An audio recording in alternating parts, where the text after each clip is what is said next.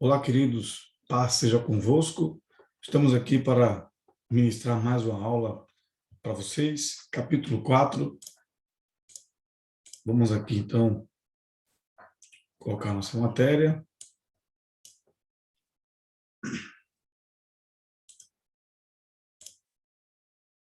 Capítulo 4 da nossa matéria, onde vamos falar sobre o uso dos dons e também a celebração da Santa Ceia e o amor como a maior obra excelente que o apóstolo Paulo fala para a igreja de Corinto e também serve para os nossos dias atuais.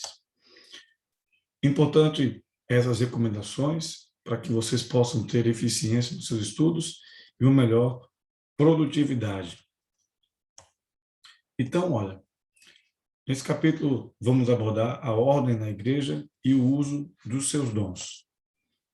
Paulo vai demonstrar, vai falar sobre a Santa Ceia, sobre a questão dos dons espirituais, vai classificá-los, também o amor, a qualidade dele e a eternidade de todo o amor.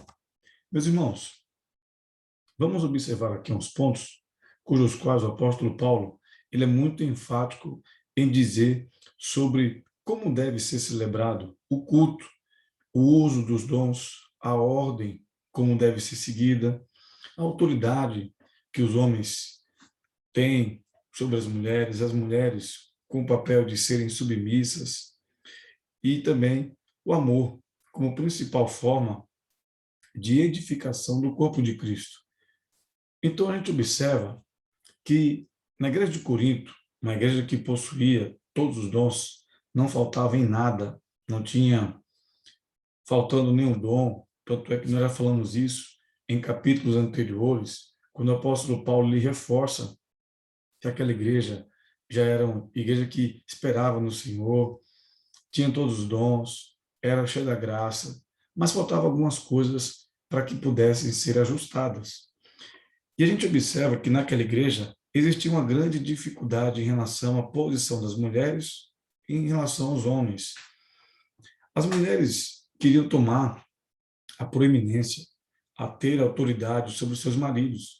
E Paulo vem corrigindo isso, trazendo exemplo de Cristo com a igreja e do homem com a mulher.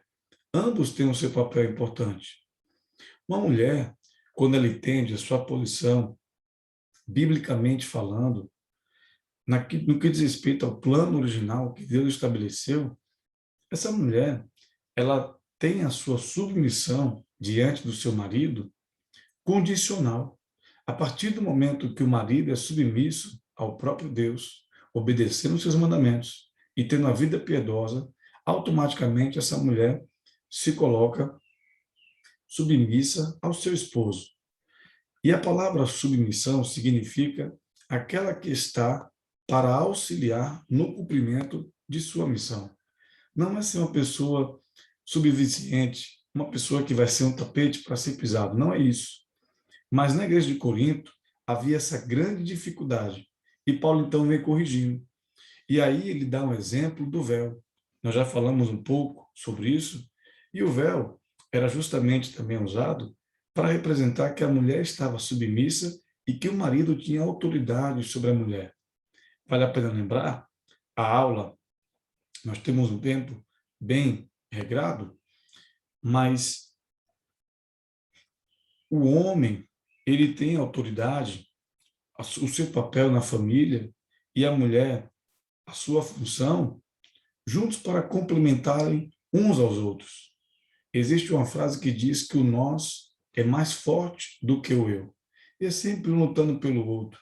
Todos têm o seu papel importante nesse contexto. Mas, como eu disse, na igreja de Corinto tinha essa dificuldade. Não que a mulher ensinar, a mulher pregar, como vemos nos dias de hoje, e principalmente depois que o movimento pentecostal ele se inicia, trazendo maior evidência ao público e ao ministério feminino, você observa que existe uma maior evidência. No entanto, não é errado a mulher ensinar, mas da forma como estava sendo feito, aí sim. E Paulo, então, ele vem corrigindo essa lacuna. Um outro ponto muito importante que o apóstolo Paulo ele comenta e vem admoestando a igreja de Corinto era em relação à Santa Ceia. Naquela igreja, havia alguns irmãos que tinham mais posses, tinham mais bens e condições. E outra parte, e outro grupo da igreja, era um público mais pobre, menos abastado. E muitas vezes eles se reuniam não para melhor, mas para pior. Não esperavam os outros, às vezes até comiam, se banqueteavam, deixavam os outros com fome. E o propósito da Santa Ceia não era isso. O apóstolo Paulo, ele destaca um ponto muito importante quando ele fala que ele recebeu do Senhor e também pode nos ensinar, dizendo então que o que ele aprendeu, o que ele recebeu é suficiente para poder ensinar aquela igreja da maneira como ela deve se comportar. Um outro ponto importante é que ele fala do propósito, do sacrifício de Cristo. Observe que a Santa Ceia, ela é retroativa, ela é perspectiva e ela é introspectiva. Retroativa porque a gente olha lá para trás e, como diz o apóstolo Paulo, que nós devemos lembrar do sacrifício de Cristo. Fazer isso em memória de mim. Aquilo que ele fez. Uma visão retroativa. A gente olha para trás, o sacrifício que Cristo fez por nós. Perspectiva. A gente olha para frente. Como diz, até que eu venha. Então a gente olha para frente na promessa e no cumprimento dela de que o Senhor vai realizar a sua palavra quando vier buscar a sua igreja ou cumprir no milênio aquilo que está estabelecido. Introspectiva, porque examine-se, pois, o homem a si mesmo. Então existe três visões. E Paulo traz justamente isso para que nós, como igreja, a igreja de Corinto, ela tivesse esse temor, essa perspectiva em relação ao uso e o cumprimento da Santa Ceia. E não para se reunir para pior. Ali é um momento de comunhão, de reflexão, de grande análise, sabendo discernir o corpo para que não houvesse, como havia naquela igreja, pessoas dormindo espiritualmente, pessoas doentes e até mesmo pessoas mortas, por causa que não sabiam discernir o corpo. E é isso que Paulo vem trazendo como orientação e correção para a igreja. Ele vai falar também do uso dos dons espirituais. É importante que o nosso Deus, ele sempre vai agir em conformidade, em coerência. Nós temos um Deus trino, que na sua autoridade ontológica ele é igual, todos têm a sua autoridade, mas na maneira de atuação, que nós chamamos de subordinação econômica, no papel, cada um tem a sua eficiência e a sua maneira de agir. Mas todos estão agindo em conformidade. A autoridade ontológica, eles são iguais, mas na atuação de suas atividades existe uma subordinação econômica. O Deus Pai, ele ordena. O Deus Filho, ele realiza. E o Deus Espírito é dele que emana toda fonte de vida, de poder, mas sempre lembrando que existe uma conformidade. E os dons na igreja, eles servem justamente para dar edificação à igreja, crescimento, fortalecimento, aperfeiçoamento e enganar do engano do inimigo das nossas almas. E o apóstolo Paulo lhe fala que quando as pessoas entendem o verdadeiro propósito dos dons, vale a pena lembrar que a nossa apostila diferencia dons e talentos. Dons é tudo aquilo que o Senhor dá, ele capacita para a edificação da igreja. Talento é tudo aquilo que a pessoa nasce. O próprio Deus já deixou aquela pessoa com aquele talento, deu a ela aquela capacidade, aquela qualidade para que ela possa exercer durante a sua vida. E todos nós temos. Então, os dons espirituais é para essa abrangência, para fortalecimento da igreja e do corpo de Cristo. E quando Paulo fala falando pelo Espírito, ele está aqui fazendo menção do testemunho, porque pode até parecer algo para nós muito óbvio, muito comum, e a gente talvez pense, por que o apóstolo Paulo colocou isso? Por que ele pontuou isso? Vale a pena lembrar que nos tempos do apóstolo Paulo, cujos quais ele vivia, Ali, muitas vezes, era até tido a vida com o próprio sangue. Então, o testemunho, como martírio do Evangelho, as pessoas que confessavam a Cristo eram justamente aquelas que colocavam a sua vida como testemunho vivo. Por isso que ele reforça, dizendo, falando pelo Espírito. E a atuação é de um único Deus em conformidade com a Santíssima Trindade, como eu falei para vocês. E aqui Paulo agora vai classificar os dons espirituais.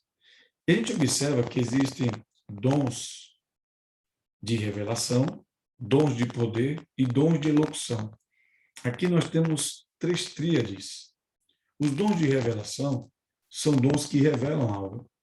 Os dons de poder são dons que fazem algo.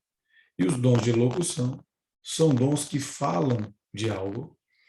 Nos dons de revelação, nós temos o dom da palavra de sabedoria, o dom da palavra de conhecimento e o discernimento de espíritos. O dom da palavra de sabedoria vem com o objetivo de trazer uma solução, sanar uma situação, uma dificuldade propriamente dita. Eu costumo dizer e definir que sabedoria é a capacidade de resolver um problema sem criar outro. Então, o líder, a pessoa, o irmão, e quando eu me refiro à pessoa, todo aquele que faz parte do corpo de Cristo, esse membro do corpo que possui esse dom, pode observar que esse dom, quando ele se manifesta, é sempre trazendo soluções com o objetivo de resolver um problema sem criar outro. Muitas pessoas, e nós temos que levar isso em consideração, todos nós temos problemas. Talvez um problema de ordem financeira, de ordem no relacionamento, de ordem interpessoal ou pessoal. No entanto, quando esse dom se manifesta, ele resolve aquele problema sem criar outro. E aí o interessante é lembrar que todos têm problemas, mas nem todos têm sabedoria. E é isso que essa palavra, esse dom, vem fazer conosco. O dom da palavra de conhecimento é trazendo um conhecimento na lacuna da existência, daquilo que Deus permite o homem ver, e trazer ali um acontecimento que pode acontecer ou que já aconteceu. Lembra de Eliseu com o seu moço, quando Geazi aceita, pega a capa babilônica de Naamã? A Bíblia vai dizer que Eliseu estava na sua casa. Mas quando Geazi volta, e ele meio que oculta isso de Naamã, de Eliseu, Eliseu diz, a lepra que estava em Naamã vai ter agora em você. Agora, como é que Eliseu sabia disso? Naquele momento foi um dom da palavra de conhecimento, um fato ocorrido, algo que aconteceu, e esse dom se manifesta dessa forma. O discernimento de espíritos, ele se manifesta justamente para discernir, como propriamente diz o nome do dom, aquilo que é de Deus, aquilo que é humano e aquilo que é diabólico. E é imprescindível que todo líder, principalmente aqueles que estão na frente de uma obra, busque a Deus por esses dons, porque isso traz harmonia na igreja e também um melhor andamento. Os dons de poder são dons que definem curas, operações de maravilhas e os dons da fé. Curas no plural porque cura todo e qualquer tipo de enfermidade. E aí é a capacidade do dom. Não é a pessoa que cura, mas é o dom. E vale a pena lembrar-lhes que quando o apóstolo Paulo diz que eu trabalhei muito mais que vós, mas não eu, mas a graça de Deus que operou através de mim. Ali está falando dos dons, porque quem trabalha na igreja são os dons. Então, dons de curas, dons de poder, operação de maravilhas, são coisas extraordinárias, manifestações. Grandes evangelistas como os Billy Graham, como Jimmy Swaggart, o nosso saudoso pastor aí da Assembleia de Deus, Bernard Johnson, entre tantos outros evangelistas, T.L. Osborne, vocês vão ver que nas campanhas evangelísticas que esses homens faziam, muitos sinais e maravilhas aconteciam. muito típico de um dom ministerial de evangelista. O dom da fé não é a fé comum para a salvação, mas é uma fé que habilita e acessa para que esses dons, como operação de maravilhas e curas extraordinárias, aconteçam. Então, é um dom da fé diferente, que o Espírito Santo concede a essa pessoa. Dom de elocução são dons que falam algo, variedade de línguas. O ser batizado no Espírito Santo é um dom, o falar em línguas.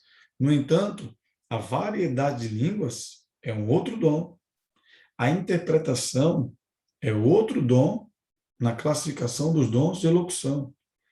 E a profecia é um dom onde ele vai antecipar, vai visualizar aquilo que está para acontecer ou vai acontecer. Então, são essas classificações que o apóstolo Paulo define muito bem em relação aos dons espirituais. E ele fala sobre a união da igreja. A igreja, como corpo de Cristo, ela tem um propósito para que ela tenha unidade, comunhão, tenha crescimento. Vale a pena lembrar que todos os membros são chamados para trabalhar em uma área ou desenvolver o seu ministério de forma eficiente e profícua. Não podemos ter e ser vencidos por sentimentos, muitas vezes, que não são legítimos. Ah, mas eu queria pregar, eu queria cantar. Mas, na verdade, a pergunta é, será que você é membro e está no lugar certo? Porque o meu corpo reconhece o meu braço como um membro dele. Então, a partir do momento que eu sei qual é a minha função, meu papel, eu não vou ficar tendo disputas, tendo dificuldade.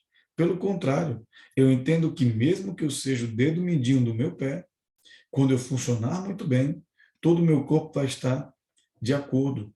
Porque o apóstolo Paulo dá um exemplo que até mesmo aqueles membros que são menos valorosos e não aparecem, eles muitas vezes são mais importantes. E isso ele faz menção também com o nosso corpo. Então a igreja é chamada justamente para ter essa unidade e cumprir com o seu propósito no seu determinado lugar. Como lá em Efésios Paulo diz, do qual, segundo a justa operação de cada parte, faz o aumento do corpo para a sua edificação e amor. Então, no corpo de Cristo, todos os membros têm a sua participação. E aí ele agora vai classificar aqui os dons ministeriais. Vai falar sobre o apóstolo, o profeta, o mestre, aquele que também exerce socorro e o dom de governo. O apóstolo, meus irmãos, é aquele que representa o polegar. Ele é o primeiro em um trabalho, ele é pioneiro nesse trabalho. Nele, o Senhor vai enviar para fazer uma grande obra e principalmente de forma doutrinária, de forma a estabelecer e plantar uma igreja, como nós usamos na nossa comunicação, na cultura local. Então, o apóstolo é aquele que vai como pioneiro, ele abre uma obra, ele tem a maneira de expandir, de ser uma pessoa visionária. Isso a gente aplica muito hoje com os missionários que vão para países onde não há a pregação do evangelho, ou não há nenhuma plantação de igreja. O profeta é aquele que prediz ou fala de antemão algo que irá acontecer. Muito semelhante a Silas, lembra lá? Então, ele vai trazer sempre essa palavra de direção, de orientação para a igreja. O mestre, propriamente dito, ele edifica, ele vem por meio de ensino, edificando a igreja, consolidando. E vale a pena lembrar que Paulo, quando escreve a igreja de Éfeso, ele não separa mestre e pastor, porque todo pastor tem um pouco de mestre, todo mestre tem um pouco de pastor. Então, o mestre ele vem edificando a igreja através do ensino.